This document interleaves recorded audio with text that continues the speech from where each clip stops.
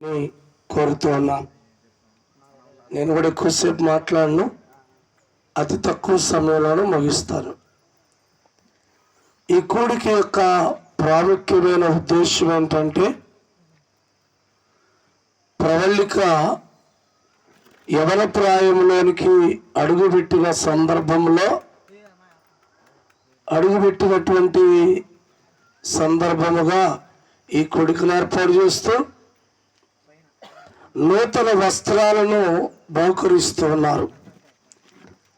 దీనిలో రెండు మిళితమై ఉన్నాయి. ఒకటి యవన ప్రాయము, దాని సందర్భముగా నూతన వస్త్రాలు.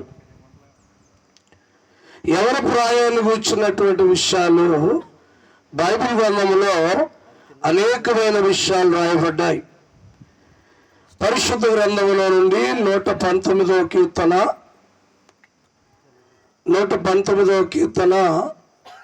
9వ వచనం నుండి యవనస్తుల కొరకై తెలియజేయబడిన మాటల్ని ప్రవళికకు నేను తెలియజేస్తాను.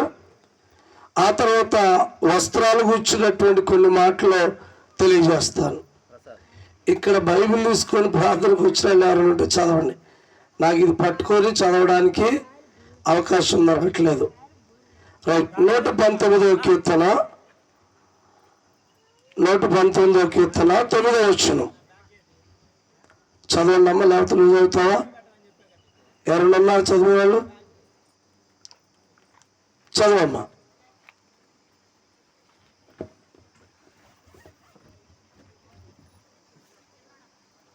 యవనస్తులు దేని చేత తమ నడత శుద్ధిపరచుకొందురు. దేవుని యొక్క వాక్యం ప్రకారం తెలియజేస్తుంది. యవన బిడ్డలు ప్రవళిక గాని ప్రణవ్ గాని, లేక మీ కుటుంబంలోని యవన బిడ్డలు గాని, మీ ఇరుగు పొరుగు యవన బిడ్డలు గాని, యవనస్తులు దేని చేత తమ నడత శుద్ధిపరచుకుందరు. అంటే వాళ్ళు పాడైపోయేటువంటి నడత నుండి మంచి నడతకు రావాలంటే ఏం చేస్తారు? ఎలా చేయగలుగుతారు?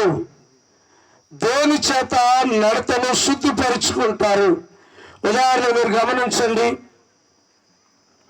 యవన ప్రాయంలోకి వచ్చినటువంటి పిల్లలు చక్కగా పౌడర్ రాస్తారు, చక్కగా రంగురంగుల డ్రెస్సులు వేస్తారు, రంగురంగుల అలంకరణ చేస్తారు. వాళ్ళు అలంకరణగా ఉండడానికి చాలా ప్రయత్నాలు చేస్తూ ఉంటారు.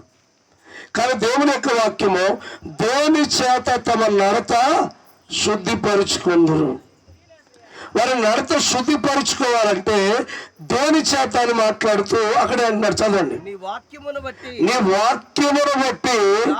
దానిని జాగ్రత్తగా కనుక ప్రవళిక యవన ప్రాయములో తన నడతను శుద్ధి చేసుకోవాలంటే వాక్యాన్ని ఎలా చూడాలంటే ప్రవళిక జాగ్రత్తగా చూడాలి.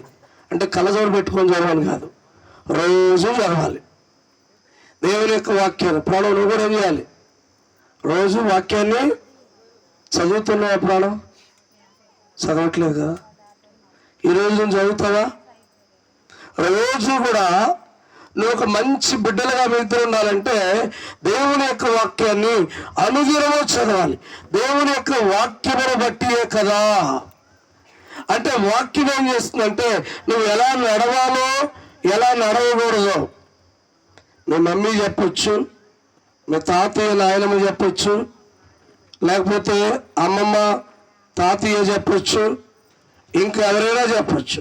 వాళ్ళందరికంటే ఎవరు చెప్పేది కరెక్ట్గా ఉంటుందంటే బైబిల్ చెప్పేది కరెక్ట్గా ఉంటుంది. కనుక నువ్వేం చేయాలంటే బైబిల్ని ప్రతిదినము చదివి బైబిల్ చెప్పినట్లుగాను చేయాలి. తేలిక కష్టమా? కష్టమేనా? మా కష్టమని నేర్పారమ్మ ఈ అమ్మాయికి. బైబిల్ చెప్పినట్లుగా నువ్వు నడవాలి. బైబిల్ ప్రార్థన చేసుకోమంటే చేసుకోవాలి. దేవుని వాక్యాన్ని చదవమంటే చదవాలి. మందిరానికి వెళ్ళమంటే బైబిల్ ఏం చెప్తా చేస్తే నేను నడతని శుద్ధి చేసుకుంటా. మరొక మాట చెప్తున్నాడు అక్కడ, చదవండి. నా పూర్ణ హృదయముతో నిన్ను వెతికి ఉన్నాను. నా పూర్ణ హృదయముతో నిన్ను వెతికి ఉన్నాను. నన్ను నీ ఆజ్ఞలు విడిచి తిరగనీయకుము. చాలు. కనుక దేవుని యొక్క వాక్యము యవనస్తులు దేవుని ఆజ్ఞను విడిచి తిరిగినట్లయితే ప్రమాదాన్ని కొని తెచ్చుకునే అవకాశము ఉంది. కాబట్టి నువ్వు దేవుని వాక్యాన్ని నువ్వు కూడా వినాలి.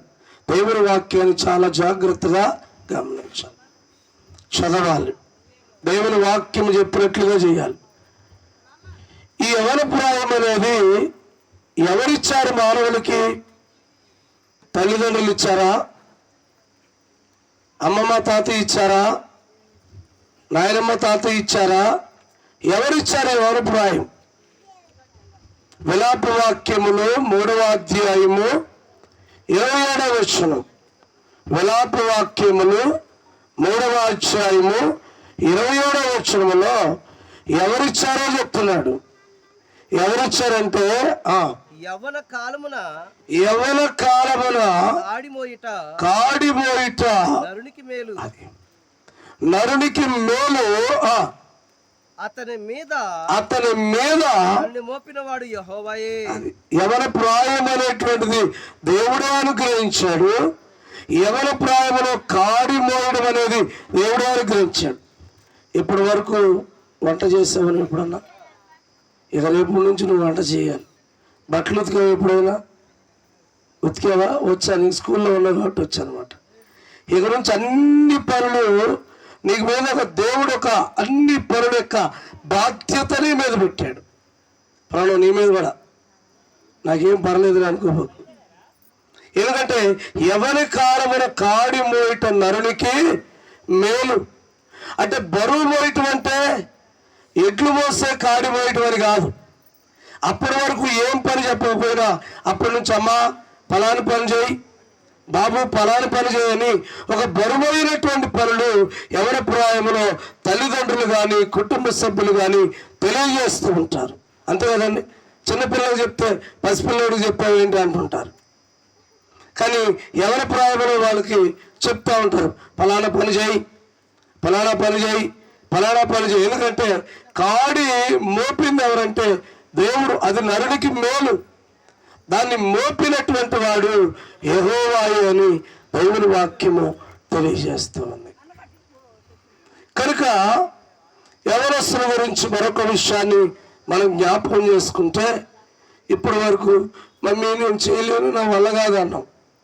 కానీ ఈరోజు బైబిల్ గ్రంథం ఏముంటుందంటే, యోహాను రాసిన మొదటి పత్రిక 2వ అధ్యాయం 13వ వచనములో ఎలాగో రాయబడింది. యోహాను రాసిన మొదటి పత్రిక 2వ అధ్యాయం 13వ వచనంలో ఏమని రాయబడిందంటే, యవనస్తులారా మీరు చదవండి. ఇక్కడికి ప్రార్థనకు రాలేదనుకుంటా, అందరూ భోజనానికి వచ్చినట్టు. యోహాను రాసిన మొదటి పత్రిక 2వ అధ్యాయం 13వ వచనం. తండ్రులారా మీరు ఆది నుండి ఉన్నామని ఎరిగి కనుక మీకు రాయుచున్నాను. యవనస్తులారా మీరు దుష్టుని జయించి ఉన్నారు కనుక. యవనస్తులు ఏం చేయాలంటే ఈ రోజు నుంచి ప్రవళిక, నువ్వు దుష్టుని జయించాలి. అంటే బైబిల్కు వ్యతిరేకమైన కార్యాలు కానీ, మీ మమ్మీకి వ్యతిరేకమైన కార్యాలు కానీ వద్దన్న పని చేయకూడదు ఈ రోజు నుంచి. నిన్నటిదాకా చేసిన పర్లేదు, చిన్నపిల్లలే అని ఊరుకున్నారు. ఈరోజు వద్దన్న పని చేస్తే 4 తగిలిస్తారు. ఏ పని వద్దంటే ఆ పని అప్పుడే మానేయాలి. వద్దని చేయాలా? ఏ పని వద్దని చెప్తే ఆ పని అప్పుడే అంటే చెయ్యాలంటుంది. ఆ పని అప్పుడే మానేయాలి. ఎందుకంటే మీరు దుష్టుని జయించున్నారు కనుక. చదవండి ప్రసాద్. మీరు దుష్టుని జయించున్నారు కనుక మీకు రాయిచున్నాను. చిన్నపిల్లలారా మీరు తండ్రిని ఎరిగి ఉన్నారు కనుక మీకు రాయిచున్నాను. దాంట్లో ఏమంటే మీరు బలవంతులు. యవనస్తులారా మీరు బలవంతులు. దేవుని వాక్యము మీ యందు నిలుచుచున్నది. అది బలవంతులు ఉన్నటువంటి యవనస్తుల్లో ఏమి నిలిచి ఉండాలి? దేవుని వాక్యం 2 నిలిచి ఉండాలి.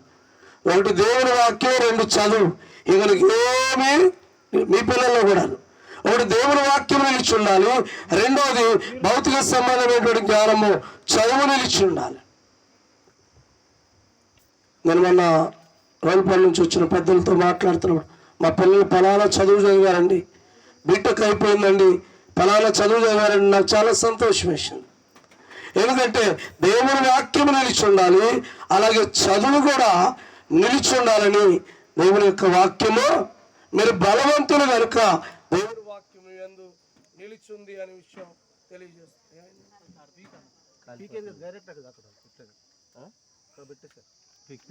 ఎక్కడ పెట్టింది? లోపల పెట్టినట్టున్నారు. త్వరగా కరెంట్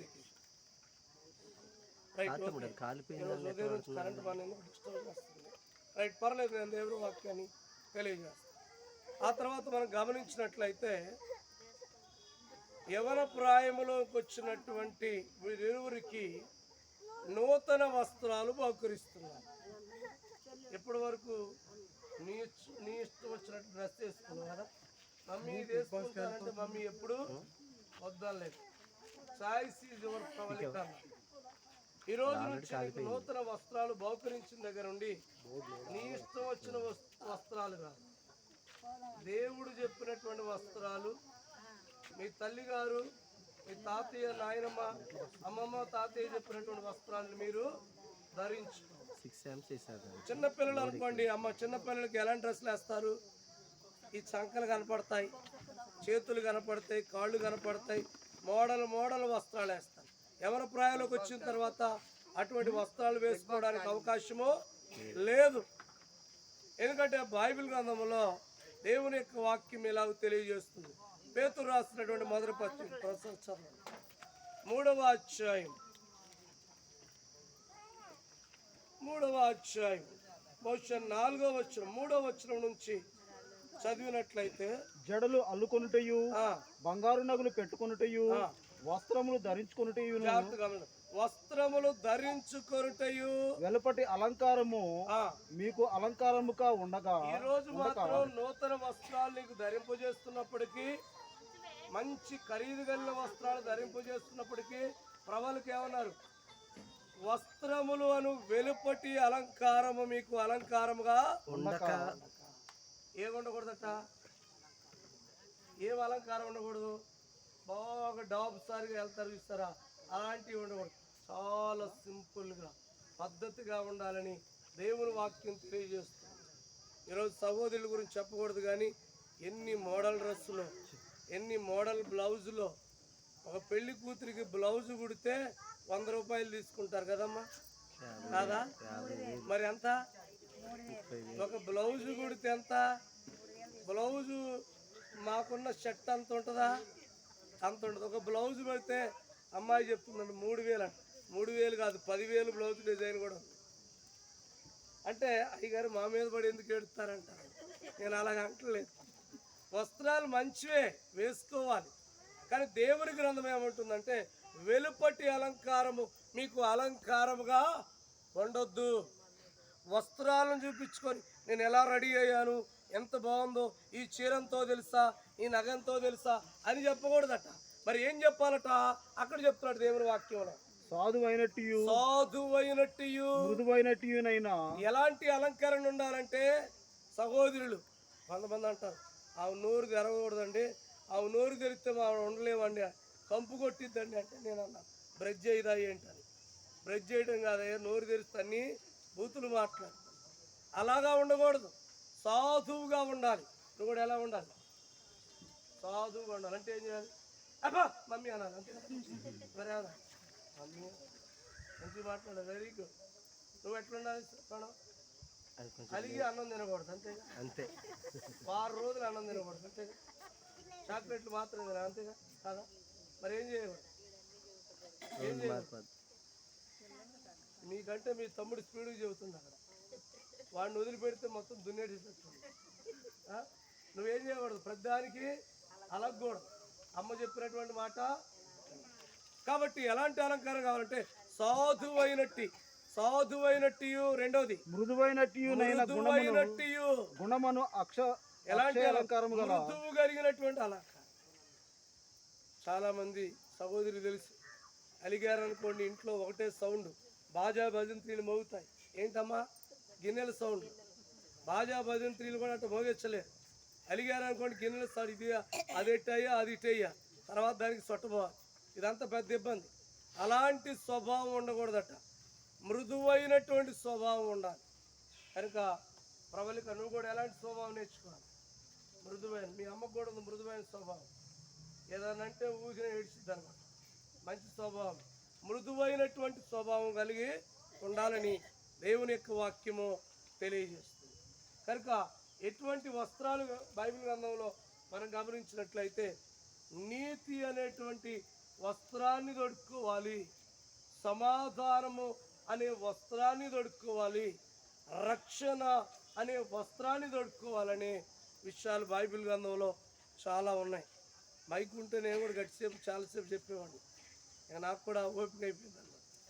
కనుక జ్ఞాపకం చేసుకుంటే మరి ముఖ్యంగా యవన ప్రాయంలో నువ్వు రక్షణ అనే వస్త్రాన్ని ధరించు. ఏ వస్త్రం? రక్షణ అనే వస్త్రం. అంటే యవన ప్రాయంలో నువ్వు రక్షణ పొంది దేవుని కుమార్తెగా ప్రణవ్, నువ్వు కూడా యవన ప్రాయంలో రక్షణ పొంది దేవుని కుమారుడిగా, యవన ప్రాయము దేవుని యొక్క వాక్యంలో భయంకరమైన, చాలా జాగ్రత్త. ఇంతకుముందు నువ్వు ఎక్కడికి వెళ్ళినా అమ్మకు చెప్పకుండా వెళ్ళినా ఇబ్బంది లేదు. ఇప్పుడు ఏం చేయాలి? ఎక్కడికి వెళ్ళినా చెప్పేళ్ళ. నువ్వురా, నువ్వు చెప్పడానికి నువ్వు కూడా చెప్పేళ్ళ. ఎక్కడికి వెళ్ళినా ఏం చేయాలి? చెప్పాలి. ఏం చేసినా ఏం చేయాలి? చెప్పి, అమ్మ చెప్పినట్టుగా, తాతయ్య నాయనమ్మ చెప్పినట్టుగా, అమ్మమ్మ తాతయ్య చెప్పినట్టుగా, బాబాయ్ పిన్ని చెప్పినట్టుగా మీ ఇద్దరు జాగ్రత్తగా. కనుక వచ్చిద్దా? ఇది లేదు వాళ్ళు